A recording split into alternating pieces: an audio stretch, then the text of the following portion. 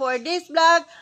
Samahan nyo naman po ako na mag-trim nitong isang giant na grafted or multi-graft na bougainvillea ko dito.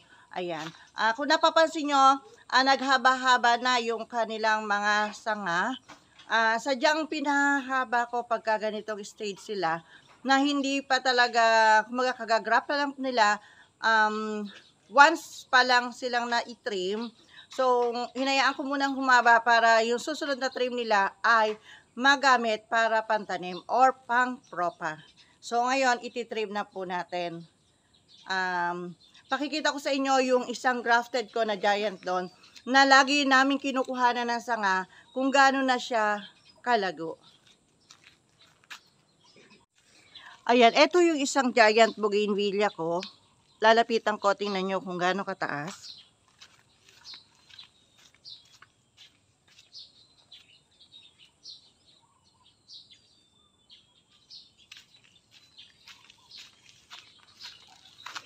Ayan, kung napansin nyo, paso pa lang mataas na. So, yung kanyang mga sanga, ito. Ayan, tingnan nyo po. Tingnan nyo yung difference ng kanyang mga sanga doon sa unang giant natin kanina na pinakita ko. Ito, halos yung mga sanga niya, pabilog na ang korte, di po ba? Malago na, marami ng dahon sa loob. Ayan, though mayroon pang nakaganyan, nakasobra. Ito, sobra. Kailangan i-cut din ito. Then, ito yung konti. Pero yung part na to, di ba, malago na. Kasi ilang beses ko na to nakuha na ng pantanim.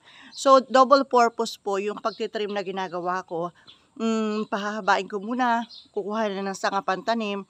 And at the same time, yung natitirang sanga, mas lalo po siyang lumalago, mas gumaganda. So, pagka ito ay nabilog ang korte niya, and then namulaklak, mas maganda po siyang tingnan.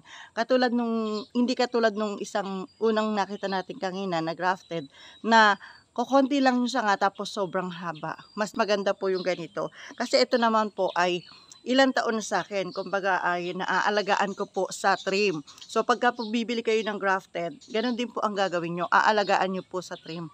Huwag po ninyong panghinayangan yung sanga or kung may bulaklak siya, hintayin yung mayaring mamulaklak at saka nyo po itrim. Dalawang bagay po yun, tumitibay po yung sanga at the same time ay lumalago siya. Mas gumaganda kapag namulaklak siya, mas maganda.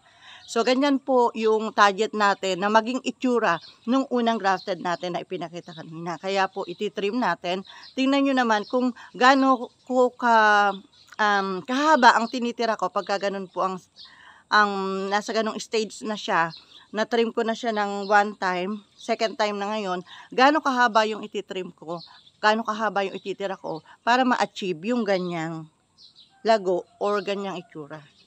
Ayan, tara po, samahan ninyo ako mag-trim doon. Ayan, eto siya. Tingnan nyo yung pagkakaiba, diba? Ito, maraming sanga. Ay, kukunti yung sanga, naghaba-haba.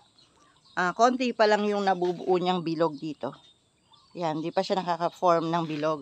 So, yun po yung gusto nating ma-achieve.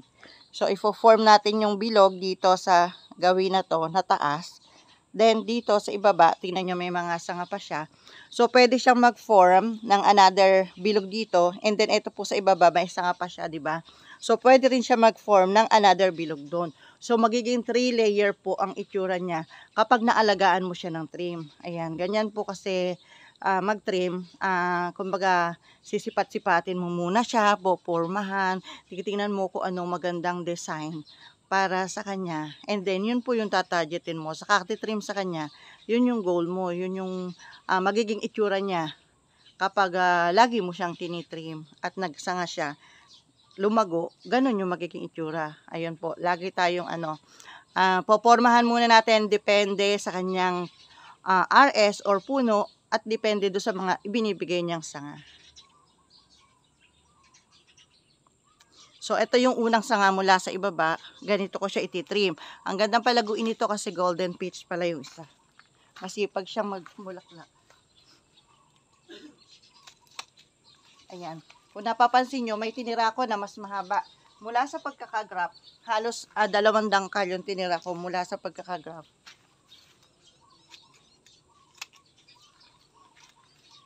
Ayan. Para doon kasi sila, yung every nodes, doon sila magkakaroon ng sprout para dumami yung kanilang mga sanga.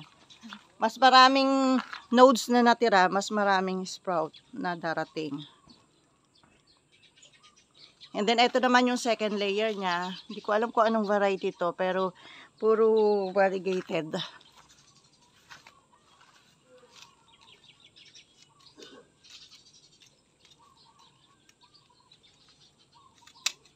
Ayan, ganun din kahaba yung itinira ko.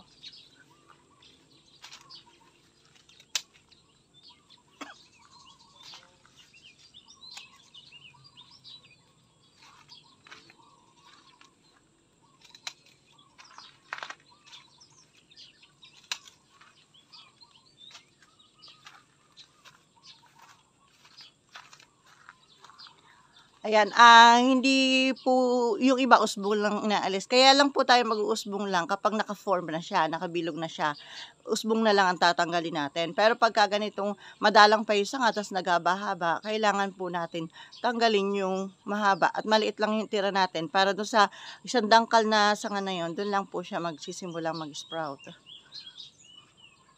Pakita ko po sa inyo yung sayon niya, na yung in-insert na sanga, kung gaano nakalaki.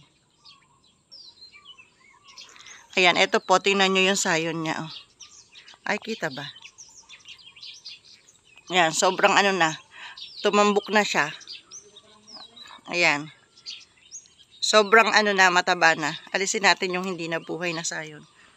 Ayan, sobrang mataba na, diba? Ayan, tumataba po yan ng ganyan kapag naaalagaan sa trim. Ito rin, oh. Ayan, oh, sobrang taba na. Kaya po ako, kapag giant na ganito, hindi po ako nag-grap sa sanga na maliit lang. Kailangan po medyo malaking ganito. Pagka po giant, tapos mataas siya, diba? Tapos maliit yung sanga niya. Tapos lumaki ng ganyan yung sayon na in-insert mo. Madali po siyang mabali. So, dapat po medyo mataba yung sanga. Pero kung tabi-tabi naman po yung sanga, okay lang na payat. Nagkakasuportahan sila sa isa't isa.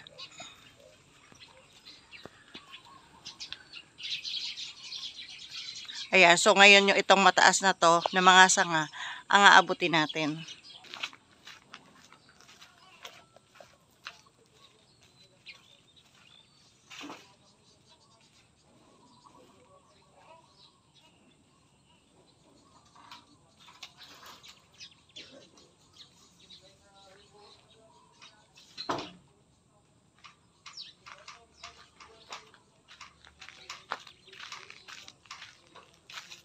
Ayan, medyo hindi natin kayang abutin, kaya hanap tayo ng makaka-trim, makakaputol.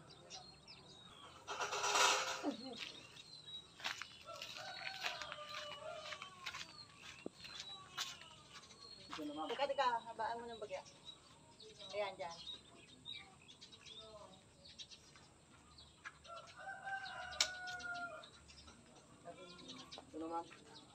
Habaan mo ng bagya, matitira na. Ayan, dyan.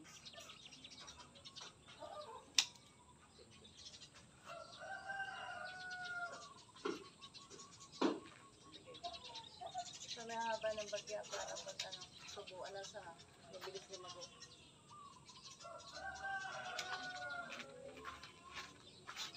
Pwede na itong mga tuman? Oo.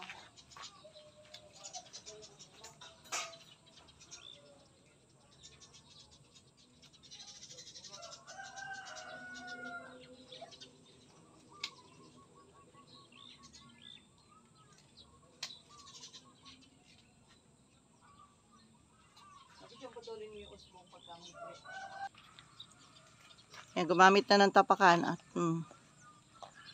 para maabot mabuti. Tapos yung ganyan nakahaba, dapat yung inaalis na grafting tape. Kasi lumaki na po yung sayon niya. Masasakal, mas lalong mapuputol. So, ayan po magiging itsura. Hindi nabawasan yung ganda niya kasi marami rin sanga pang natira. Tapos may bulaklak pa yung iba. So, kahit itrim nyo ng ganyan, maganda pa rin siya. Nabawasan nga lang yung sobrang haba.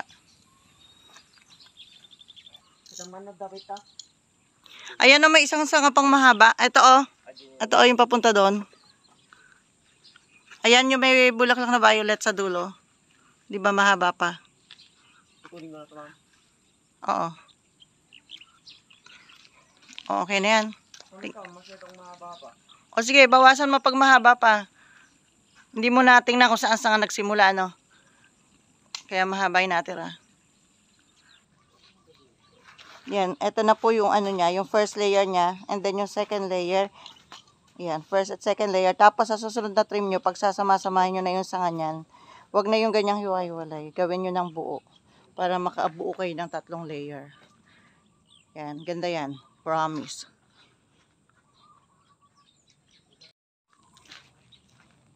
Ayan, thank you po sa mga tumulong sa aking umakyat sa taas. Kasi ano, ayoko muna umakyat ngayon. Ayan, so ganyan na po itsura niya. O tingnan nyo, hindi naman siya nakalbo, di ba? So medyo mahaba kasi yung tinira natin sa mga isang dangkal at kalahati. Isang dangkal at kalahati hanggang sa 2 dangkal. So hindi siya masyadong nakalbo, maganda pa rin siya. And then mas safe pa po siya sa hangin. Hindi ka mag-aalala na baka matanggal yung sanga kapag malakas yung hangin. Kapag ganyan ang ginawa mong trim. Hindi mo napapansin sa pagtitrim mo, maraming benefits na nakukuha yung grafted natin sa pagtitrim. So, ayan, ganyan po yung gagawin yung trim. Sa inyo pong mga grafted bougainvillea, lalo na po yung mga giants. Kapag yan po namulaklak, mas maganda, mas sama-sama para siyang bouquet. Ganyan. So, alagaan nyo po ng ganyang trim para bouquet siya pag namulaklak. Kung yung mga grafted nyo nag-wild na, naghaba-haba na yung mga sanga, it's about time para mag-trim po kayo, lalo na ngayon na nag-uulan, mas mabilis po silang lumago kapag nag-uulan. Or para hindi kayo masyado mainip, after nyo mag-trim, ay sabayan nyo ng pag-apply ng fertilizer para mas mabilis po silang magpanibagong sanga or mag-usbong or mag-sprout. Ayan, that's all for today's That's all for today's vlog. Thanks for watching. Ayan, see you next vlog.